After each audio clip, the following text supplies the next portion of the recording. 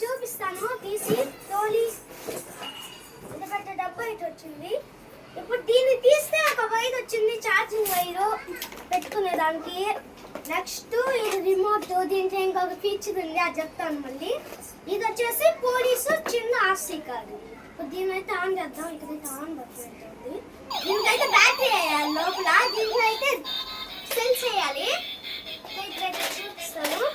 ఇదివన్నీ ఇది నొక్కితే ముందు, ఇదైతే వెనక్కి, ఇదైతే లెఫ్ట్ రైట్.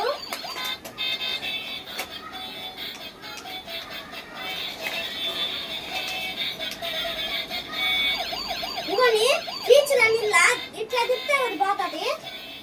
ఇవన్నీ నొక్కను.